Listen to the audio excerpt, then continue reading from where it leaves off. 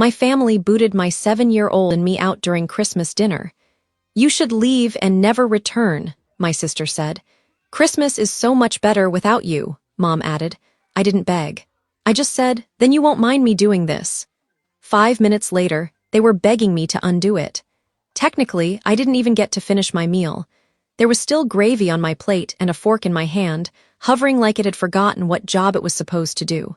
My 7-year-old daughter Mia had taken 2 polite bites of her roll and was quietly counting the peas on her plate the way kids do when the air in a room gets sharp. My sister's kids bounced in their chairs and talked over each other, nobody stopping them, while Mia sat still and silent, already knowing which kids were expected to behave. Across from me, my sister Eliza was smiling like she'd been practicing it in the mirror. That special kind of smile that says, I'm being reasonable, while her eyes are saying, I'm about to ruin your life and call it boundaries. Connor, Eliza's husband, sat beside her, nodding along at nothing, the human equivalent of a screensaver. He'd been hovering around our family for years, always a little too comfortable in my parents' house, always acting like the guest room had his name on it. Connor was the kind of man who could watch a building burn down and ask where the marshmallows were. My mother dabbed the corner of her mouth with her napkin like we were at some elegant holiday dinner and not a slow-motion family car crash. My father stared at his mashed potatoes with the intensity of someone negotiating with them to become a different life. The evening had been tense from the start. Little comments, little digs. Oh, Rachel, you look tired, Mom had said the second I walked in, like fatigue was a moral failing. Eliza had glanced at Mia's dress and said, cute, very simple, as if a 7-year-old should be dressed like she was headed to a gala. Connor had asked with a straight face, so, are you still in that phase where things are tight? I smiled through it. I'd done what I always do. Swallow, nod, pretend, because it was Christmas, because Mia was watching, because I'd promised myself that this year would be different. And then, somewhere between the green beans and Eliza's third passive-aggressive compliment about her own centerpiece, she decided she was done pretending. She set down her fork like she was putting down a gavel. We need to talk, she said. My stomach sank. Not because I didn't expect it, because I did, but because I knew exactly what kind of talk this was going to be. The kind where I'm not allowed to have feelings, and if I do, they get called dramatic. Eliza leaned back in her chair. It's been a lot. And Mom and Dad agree. My father didn't look up. My mother didn't protest. Connor chewed slowly, like he'd been waiting for this course. Eliza, I said, keeping my voice even. What are you doing? She tilted her head. We've all decided you should leave and never return. There it was, clean practiced, like she'd rehearsed it with a ring light. Mia looked up from her peas. My mother chimed in immediately, like she couldn't bear to let Eliza have the spotlight for more than 2 seconds. Christmas is so much better without you. And she said it softly, almost kindly, like she was talking about a bad candle scent. I blinked, once, twice. I looked at Dad. He finally lifted his eyes, and for a second, just a second, I thought he might say something, anything. A protest, a correction, a simple hold on, but he didn't. He just looked tired. And silent, and complicit. Mia's little hand tightened around her fork. I felt something in my chest crack, quietly, politely, like a plate slipping off a counter in another room. And I knew I had 2 choices. I could beg. I could explain. I could do the whole humiliating routine where I try to prove I deserve to exist in my own family. Or I could stop auditioning. I set my fork down. Mia, I said gently, keeping my eyes on her. Honey, can you go grab your coat? And your little backpack? We're leaving. She didn't hesitate. She slid out of her chair like she'd been waiting for permission. Okay, she said. No argument, no tears, just relief wrapped in a child's voice. She walked out of the dining room toward the hallway, and something about how quickly she went, how easily, made me feel sick. Like she'd been carrying this discomfort longer than I wanted to admit. The moment she disappeared around the corner, the room shifted. Eliza crossed her arms. Good, that settled. Connor gave a little sigh, like we'd just resolved a scheduling conflict. My mother's mouth tightened.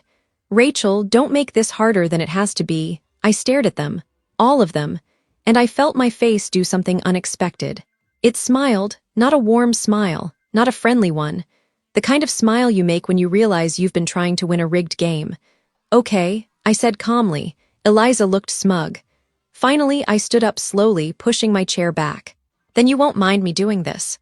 They all watched me like they were waiting for a tantrum, for tears, for a dramatic speech. Instead, I walked past the dining room doorway into the kitchen and stopped at the cupboard near the end of the counter. I'd put them there earlier, tucked away, hidden behind the stack of holiday platters like some pathetic little secret. I'd told myself I was being careful, thoughtful, waiting for the right moment. Turns out the right moment was the moment they told me I didn't belong. I opened the cupboard and pulled out 3 pieces of paper. Plain, crisp, heavy, each one had a name scrawled on the front in thick black marker. Mom, Dad, Eliza. Eliza's brows lifted. What is that? Connor scoffed. Are those cards? My mother actually laughed like she couldn't help herself. Rachel, what are you doing? This is ridiculous. I looked at her. Is it? Dad finally spoke, his voice flat. If you're trying to guilt us. Oh no, I said, still smiling. This isn't guilt. These are just consequences. Eliza stood up, exasperated. You think we need your gifts? You think we're going to miss whatever little? I didn't let her finish. I took the one labeled Mom and tore it straight down the middle. The sound was soft. Paper ripping shouldn't be that loud, but in that room it felt like a gunshot. My mother's smile faltered. Rachel, I tore the one labeled Dad next. Slow, clean, deliberate, Dad's face tightened. Connor sat up a little straighter, like his brain had finally loaded. Eliza's smugness cracked at the edges. Stop it. What are you? I tore the one labeled Eliza last. That one? I didn't even hesitate. I dropped the pieces onto the counter in 3 neat piles like offerings. There was a beat of silence where none of them moved. Then Connor barked out a laugh, too loud and too forced. Okay, wow, that's insane. Eliza's voice went sharp. You're proving our point. Mom shook her head like she was watching a stranger. This is exactly why. I didn't argue. I didn't explain. I just turned. Mia was in the hallway, already in her coat, a tiny backpack slung over her shoulder. She looked up at me with wide eyes, but she didn't look surprised. I took her hand. We're going, I said, and we walked out the front door. Cold air hit my face, the kind of cold that makes your lungs wake up. As we stepped down the porch steps, I glanced back through the window without meaning to.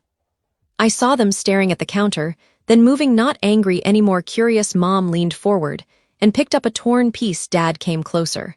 Eliza snatched something and started pressing it together like a puzzle. Their faces changed in real time, smug to confused, confused to pale, pale to panicked. And then, through the glass, I saw my mother's mouth open wide. Like she was screaming.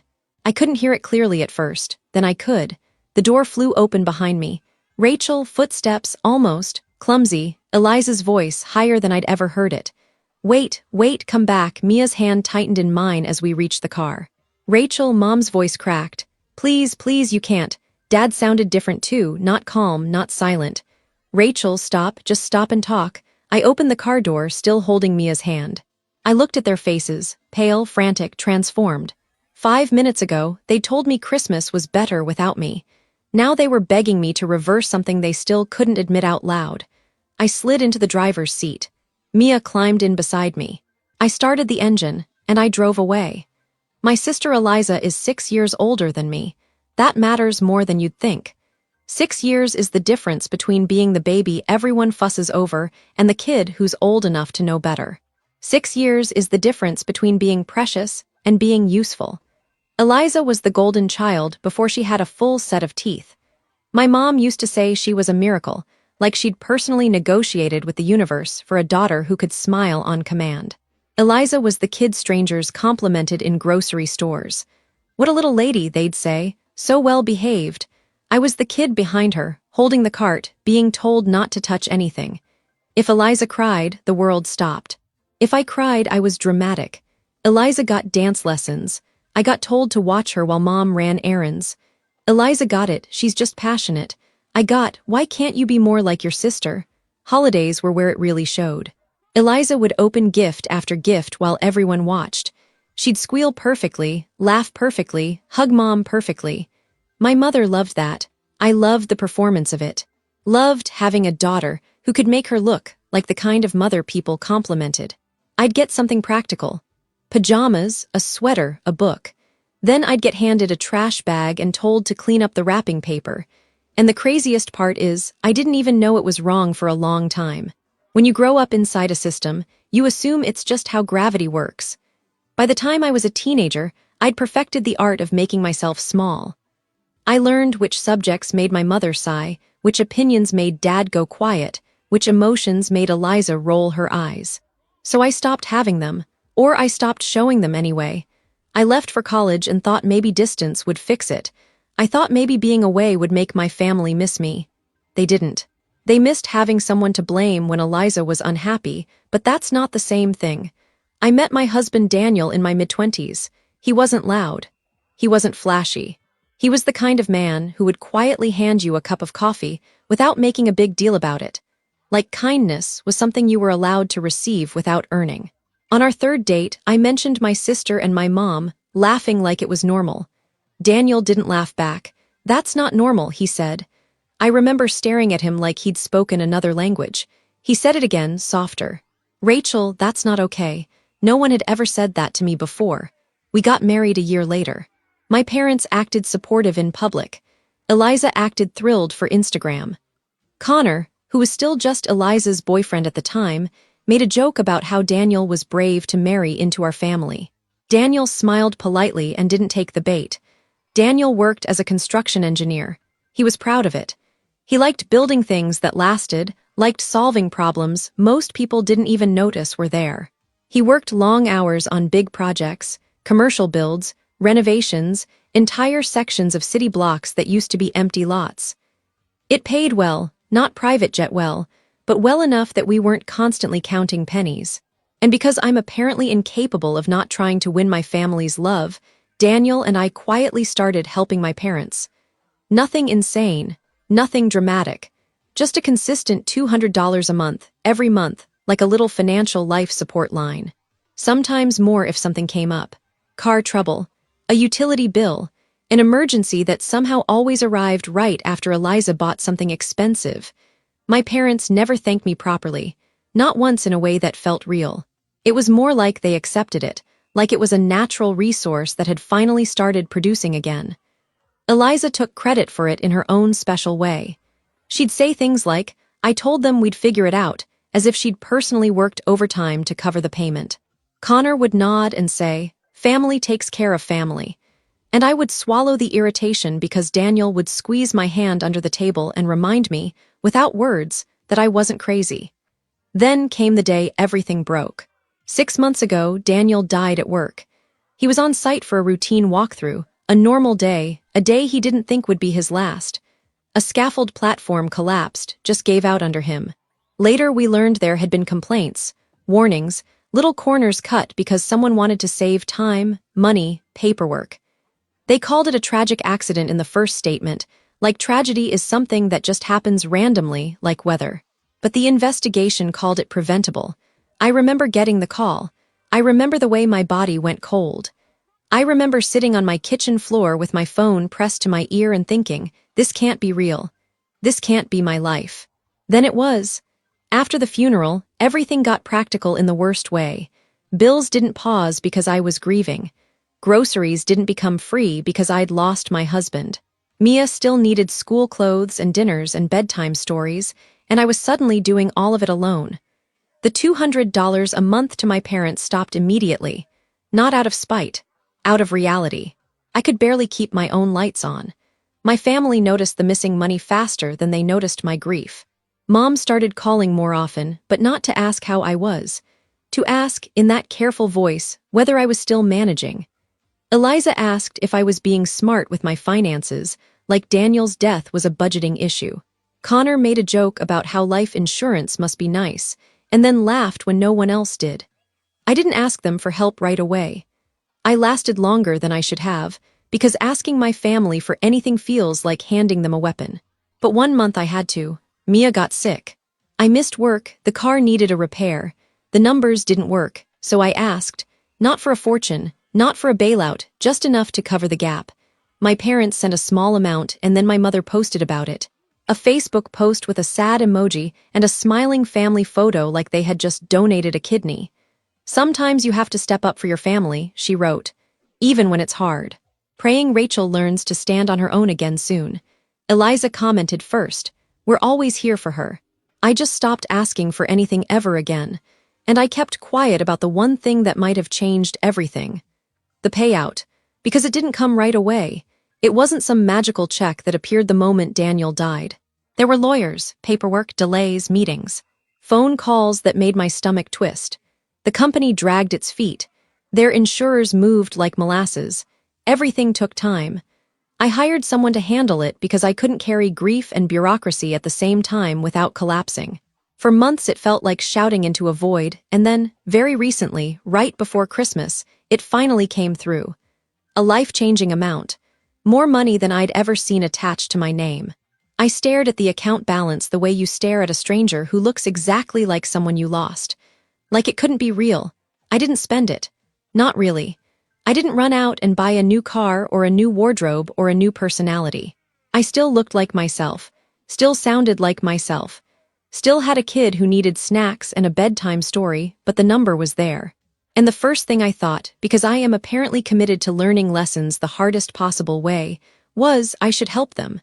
Mom and Dad were older. Still working, still drowning in debt they never admitted out loud. Eliza was always between opportunities in the way only people with safety nets can be.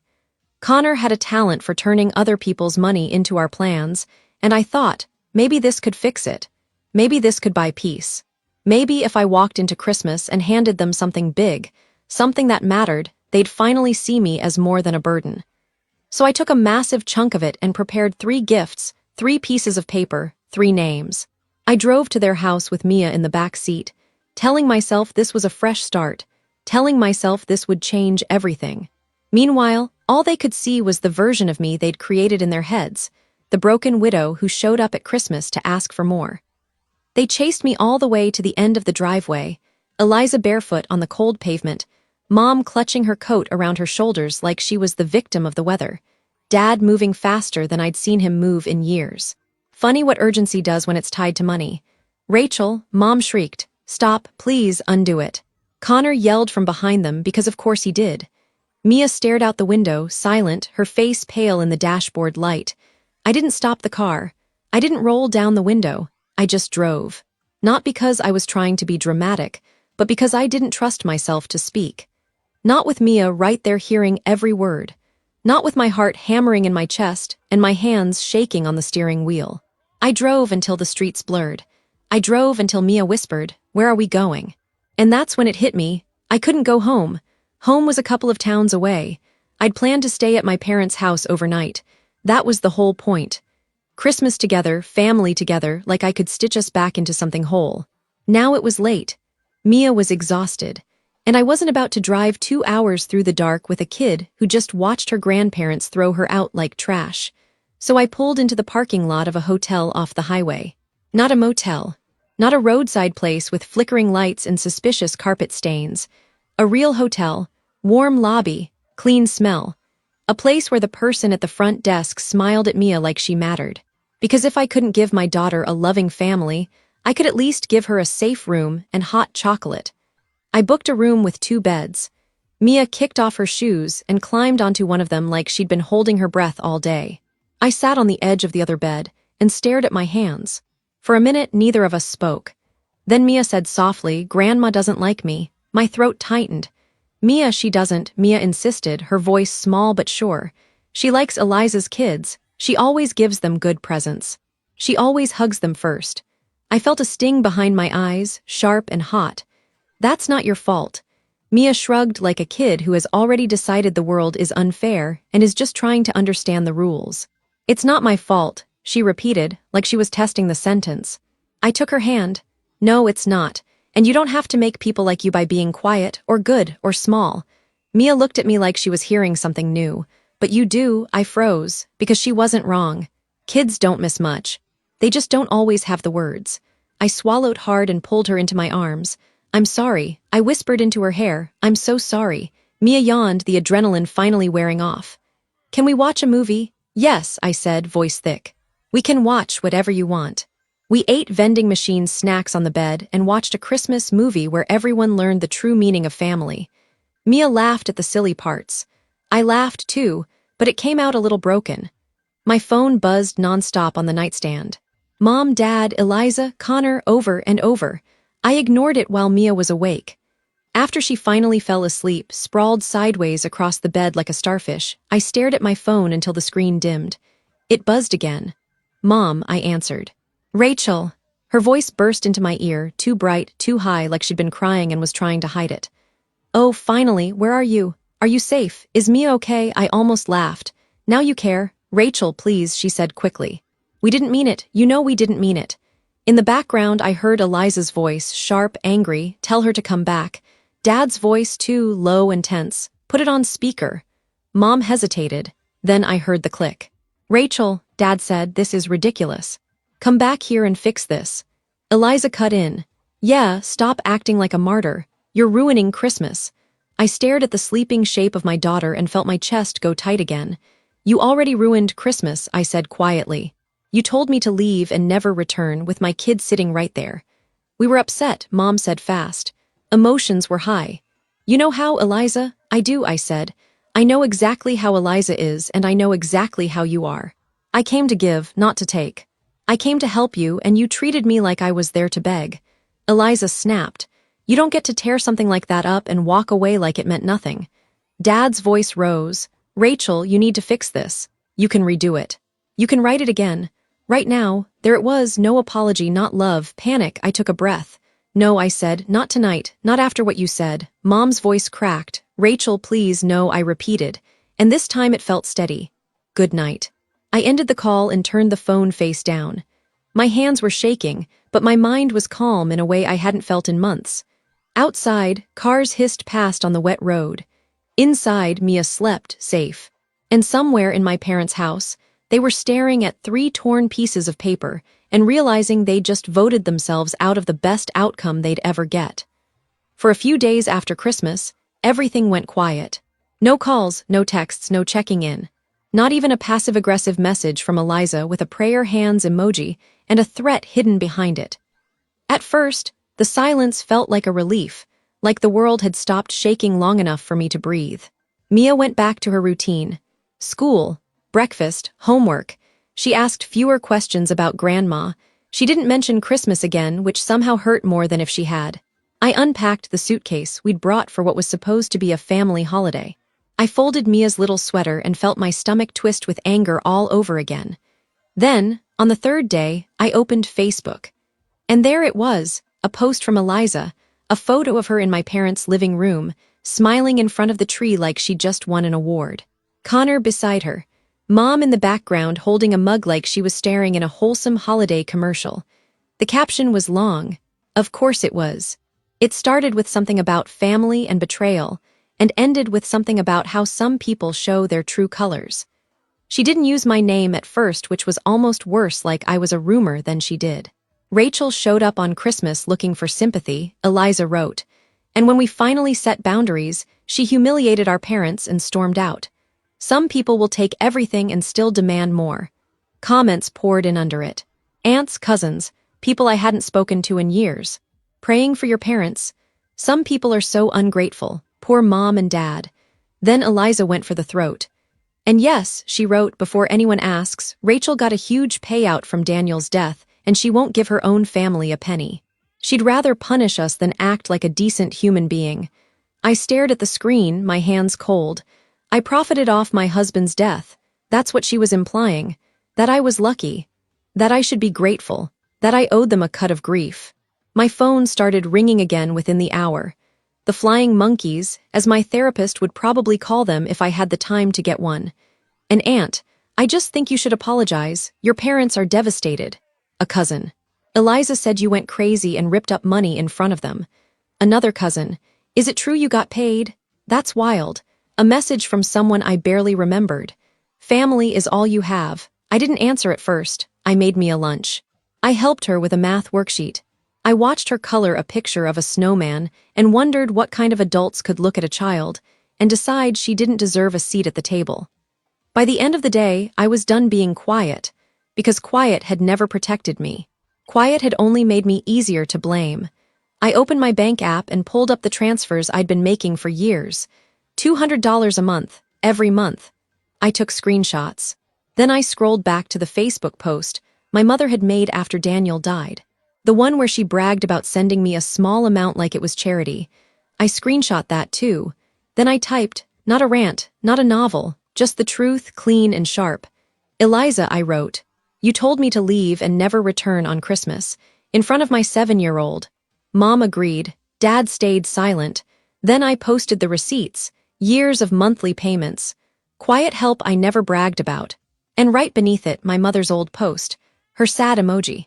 Her stepping up for family. Her little implication that I was irresponsible. Here's what family looked like before Daniel died, I wrote. We supported Mom and Dad every month for years. I never posted about it. I never asked for applause. Here's what happened the one time I needed help. They posted about it like I'd robbed them. And for the record, I added, I didn't storm out. I left when my parents and sister told me Christmas was better without me in front of my 7-year-old daughter. I hit the post. Then I turned off my phone and went to sit with Mia on the couch while she watched cartoons. It didn't take long. Within an hour, people started commenting on Eliza's post differently. Wait, you were sending them money. Why did you post about helping her? So you kicked her out and now you want her money? Eliza's comments got defensive. Then angry. Then she deleted a few. Mom tried to message me privately. Dad didn't say anything, but I saw his sister, my aunt, comment, "This is disgusting." Rachel and Mia didn't deserve that. Eliza's post got edited, then edited again. Then it disappeared. The next day the doorbell rang. I looked through the peephole and felt my stomach drop. Mom and Dad were there. Eliza too. Connor stood behind her like a supportive lamp, and in Mom's hands, a cake, like frosting, could undo cruelty. I opened the door, just enough to step into the frame. Rachel, Mom said, voice too sweet. Hi, sweetheart, I didn't answer. Eliza smiled, not the smug one from Christmas, a new one. The kind you wear when you want something. We just want to talk, she said. We've all had time to cool down. Dad cleared his throat. We're family. Mom held the cake up slightly like it was a peace offering and not a prop. We didn't mean what we said, she rushed. You know that, I stared at them. You meant it enough to say it. Eliza's eyes flickered. That was a moment. For a moment I echoed. A moment where you looked at my kid and decided she didn't belong. Connor leaned forward a little. Rachel, come on. Mia needs cousins, family. Mia appeared behind me, peeking around my leg. Mom's face lit up instantly. Mine, hi baby, come give Grandma a hug. Mia didn't move. Her little hand curled into my shirt.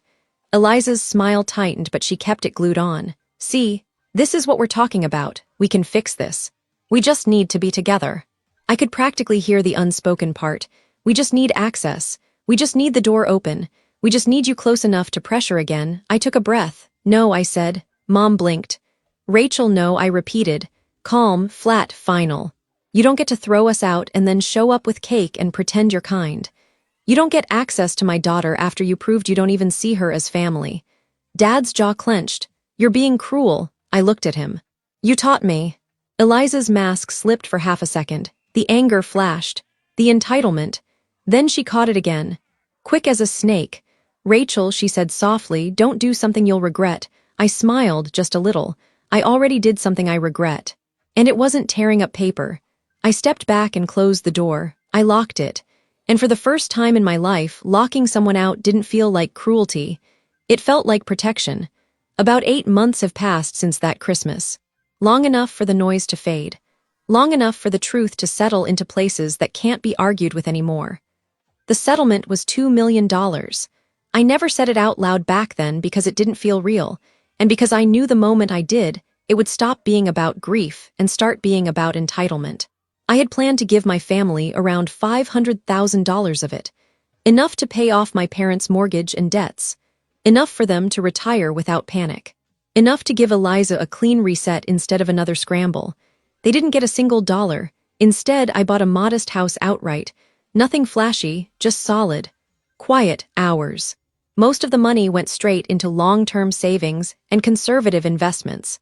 Mia has a college fund now, a trust, and an emergency cushion, so her future never depends on people who decide her worth based on convenience. Money didn't erase the grief. I wish it worked like that. Daniel is still gone. Some mornings still hit hard. Mia still asks about her dad in small, sideways ways, questions at bedtime, pauses where she expects someone to answer.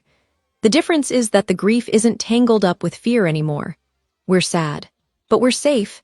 Mia doesn't ask about grandma now. She doesn't wonder why she wasn't wanted. She laughs more. She sleeps better. She knows this house is hers. Through the grapevine, I've heard what happened to them. My parents sold the house. Retirement fell apart. Relationships fractured. And the part that really broke them wasn't just the money, it was knowing exactly how close they were. They've told people, complained about it, replayed it, that $500,000 haunts them. I thought keeping the money might haunt me too. It doesn't. What would have haunted me is teaching my daughter that cruelty deserves rewards. I still grieve the family I hoped I had, but I chose my child's safety over approval, and that choice finally chose me back.